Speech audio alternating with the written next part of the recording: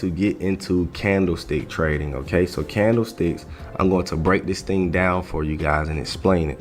So let's get into it. Let's talk about candlesticks. So candlesticks are pretty much giving you a visual representation of the price action of what happened within that time period. So if we go to the 5-minute chart, right? So we're on Shopify. Everything on the 5-minute chart, every candlestick you see represents 5 minutes intervals. We go to the 15-minute chart. Every candlestick you see represents 15 minutes in the relationship of what happened within that 15 minutes, okay? And you'll eventually be second nature at spotting the relationship. We go to the hourly chart. Every candlestick represents 1 hour, and you see how it becomes less and less candlesticks the more higher time frame we go. We go to the daily chart. Every candlestick now represents 1 day. Okay, so now that you understand that no matter what time frame you're on, a candlestick represents what happened within that time frame. So we're on the 5-minute chart, correct? And we wanted to pretty much get into a trade. So let's just say it opened here, right? So let's just say it opened at 10. All right, so it opened at 10, then it went as low as 7, and then it went as high as 15 but closed at 12, correct? So it opened at 10, went as low as 7, went as high as 15 but closed at 12. So the relationship between the open and close is called your real body, okay? And in order for a candlestick to be green, the close must be higher than the opening price, okay? Now, the contrary, using the same numbers, let's just say it opened at 12 and it went as high as 15, went as low as 7, but closed at 10, okay? So now, in order for it to be a red candlestick, the close must be lower than the opening price, okay? So the relationship between the open and close is called your real body, okay? This is your real body. Now anything outside of those are called your shadows or wicks, okay? So anything outside of the body is called your shadows and wicks, and we're going to get into all of that. So big green candlestick, looking at this, I can already tell you what happened. We know that because it's green, the closing price must be higher than the opening price. So this is the open, this is the low, this is the high, this is the close, correct? Because it's green, so the close is higher than the opening price. Big green candlesticks equals big buying pressure. That's when the buyer stepped in. And then big red candlesticks equals big selling pressure, where the seller stepped in, okay? So I know that looking at this red candlestick, I know that it had to have opened here and it had to have closed here, because the close is always lower than the opening price. So it pretty much opened here, went as high as here, went as low as here, but closed here. All right, so that's what makes it a red candlestick. And red means big selling pressure. Big red candles equals big selling pressure, meaning the seller stepped in. Now, these are called dojis when the open and close are virtually the same. So let's talk about it, okay? So there are two types. Before we get into this, let's talk about bulls and bears, okay?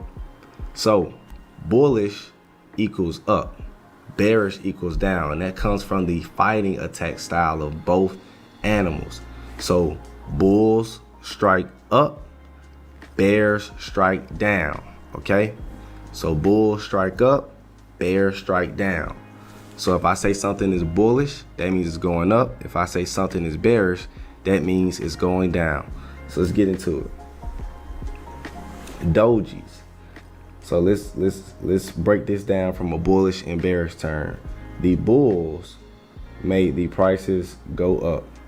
The bears, so it opened here, the bulls stepped in, the buyers, and then the bears stepped in, and then the bulls stepped in again and made it close near the opening price. So here, This is what makes it a doji, when the close and open are virtually the same. So it opened here. So this is a doji when the close and open are virtually the same. So it opened here. It's a dragonfly doji. It opened here. The bears made the prices go down, the sellers, and then the buyers stepped in and bought it right back up to close near the highs, which is pretty much the open. Now here, it opened here. The bulls brought it up. The bears brought it back down to close near the lows in the open. Okay, and this pretty much is the same thing as this. So what you're learning is whenever you see wicks, that is some type of reversal. Okay, it's always going to be some type of reversal whenever you see wicks or shadows. Now we're going to hop into candlestick patterns. So I want to give you guys a freebie. This is the most high probability candlestick pattern. This is called a pin bar. So what does this mean? The trend was once bullish, correct? And this was once a bullish candlestick. And then the bears shot the prices back down. So it opened. So look, check this out. It opened here. It was once a big green candlestick. And then the bears made the prices come back down. And then it ended up closing right here, and it even went low. So you get what I'm saying? So it ended up closing right here, and it even went lower. So that's called a pin bar. And the reason why you don't call it hammers is because in order for it to be a hammer, it must close near the highs and the low. And rarely does that happen. There's always going to be wicks and shadows, correct? So that whenever you see this at the top of a trend, that can be a huge reversal. Why? Because look at it. It was once green and now it's an upside down lollipop or a bat, or however you want to look at this, and it shot down. And then we have here the red candlestick, correct? The red candlestick. So now we have a bullish pin bar, which is usually a reversal after a downtrend. So look, check this out. We have a downtrend, another red candlestick, and then this was once a red candlestick. It opened here, went as low as here. Bulls bought the prices back up to go higher than the open, and then it went as high as here, but ended up closing here. And then what does that do? That's like a wrestler on the ropes slingshotting to go do something or whatever. You know what I'm saying? You got to look at it from perspective. Or a lollipop with a rocket ship attached to it, or an astronaut bending their knees and jumping as high as they can.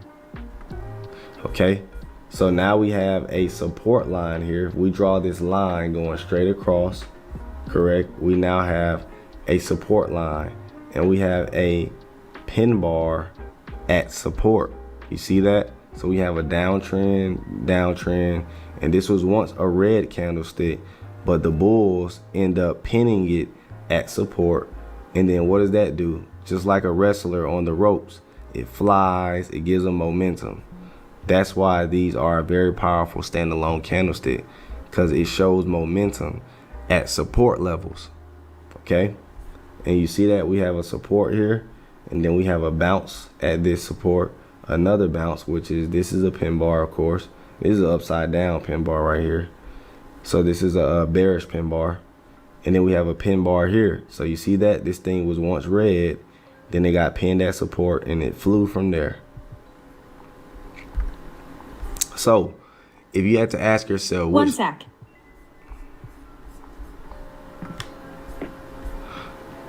So if you had to ask yourself, which lollipop out of these two do you like the most?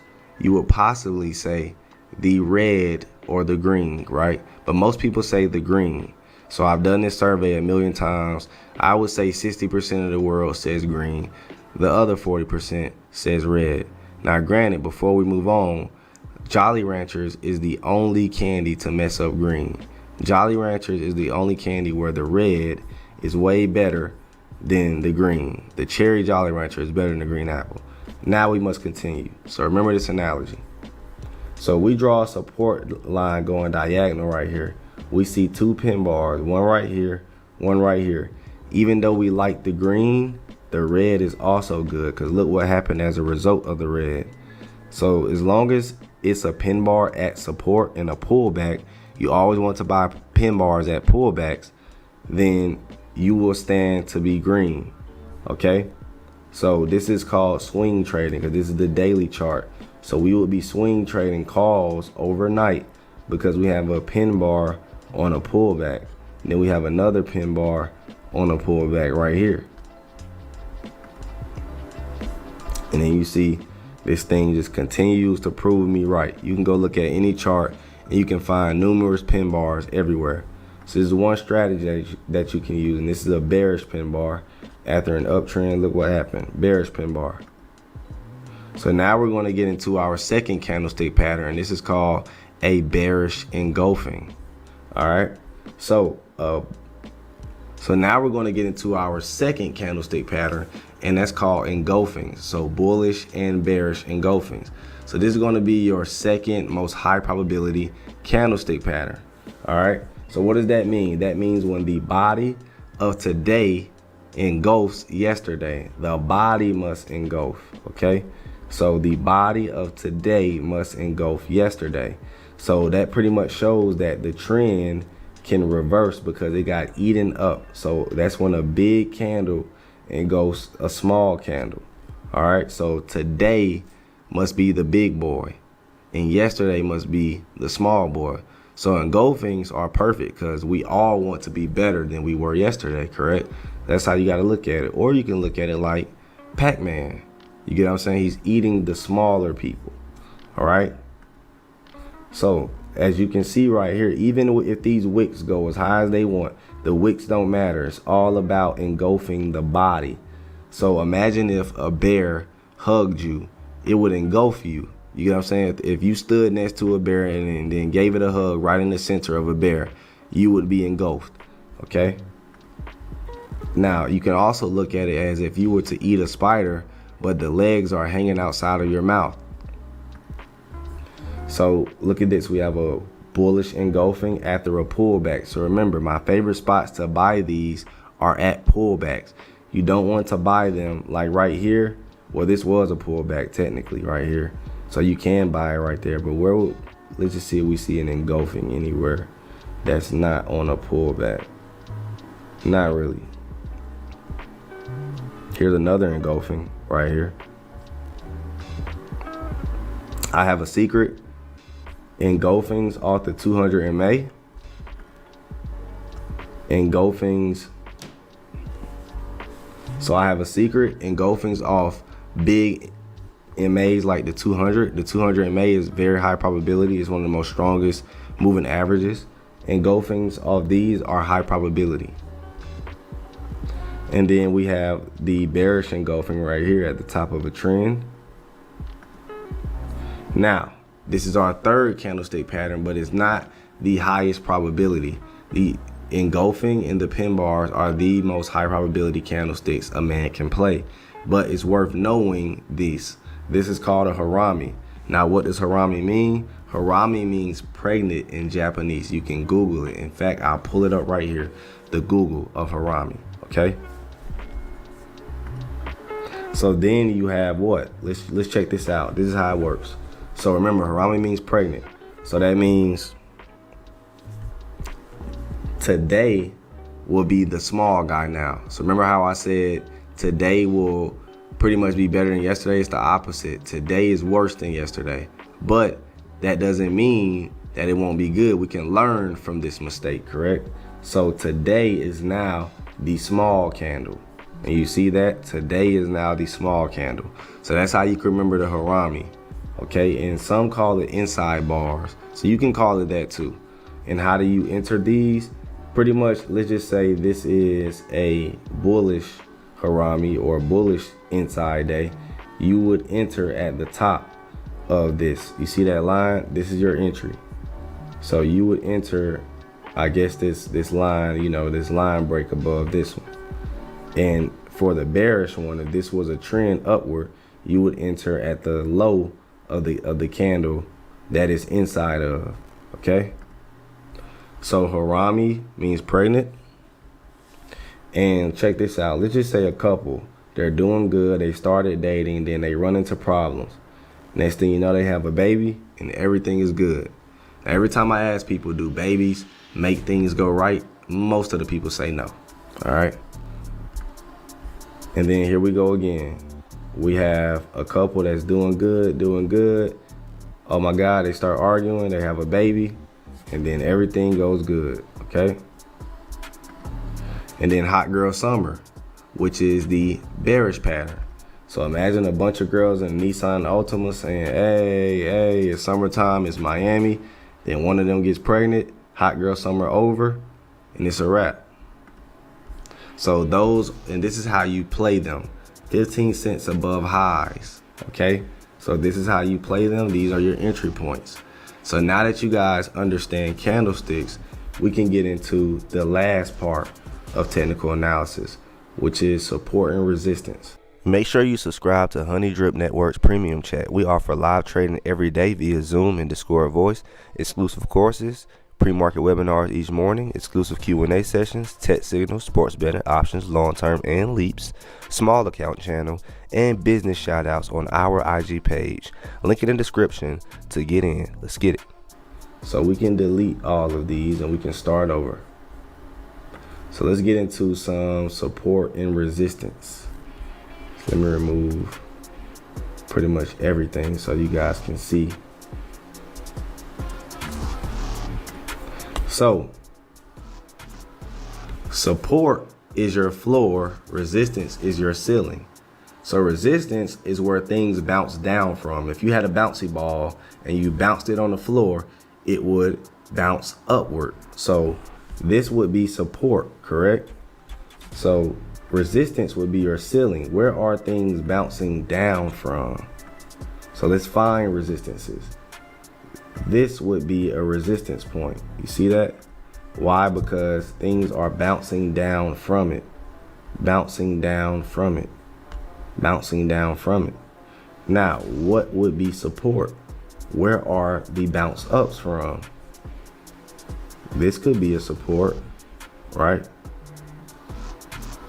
Or even this one. This could be like a little mini support. See that? Why? Because we have bounce upwards from this. Bounce up, bounce up, bounce up, bounce up. Even this could be a support. So let me show you another form of support. Let me go to another stock. Let's go to SPY, because SPY has better support resistance lines.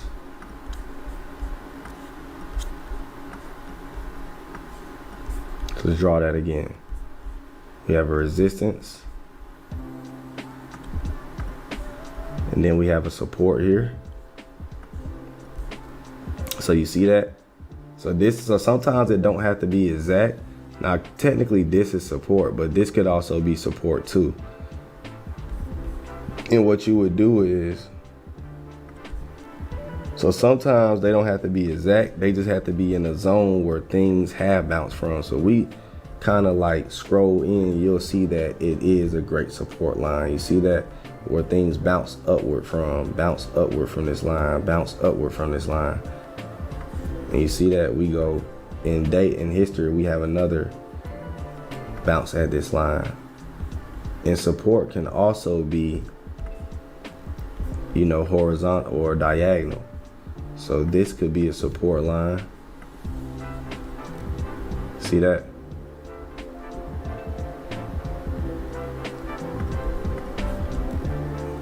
You see that? Bouncing up from it, bouncing up from it, bouncing up from it, bouncing up from it, bouncing up. Now, when do you get out? Is when it breaks the pretty much trend line.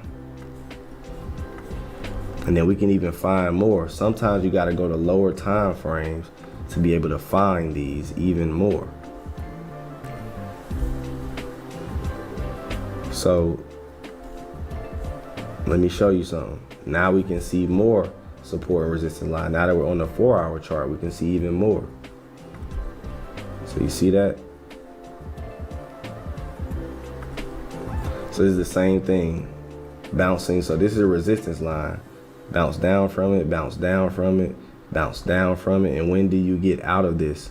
Whenever it breaks trend. So let's just So usually you're supposed to get in on the third touch, and it makes sense because you can't trust one, you can't trust two, but you can trust three. So if you'll notice, mostly all the guaranteed falls on the third touch of resistance. I just gave you guys a hint. That's high probability. 1, 2, 3 fall, and then the fourth one is, and then after that, I'll say after the fourth one, it gets kind of less guaranteed, but the third one is the guaranteed one. So look at this: 1, 2, 3 touches of resistance by puts, fall. 1, 2, 3, or you can say this one is the third one, fall. You get what I'm saying? And then we have another one right here. Almost. See that? 1, 2, 3, fall. And then we have support touches too. We have a support trend line. See that? And then when do you get out? Whenever it breaks the support line. So we have 1, 2, 3, rocket. So you're gonna notice those 3 touches of support and resistance are bread and butter. All right. Let me delete that.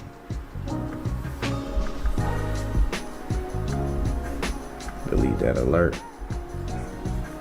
So yes, support can be all types of forms, as long as it's bouncing up from it. See that? Bouncing up from support.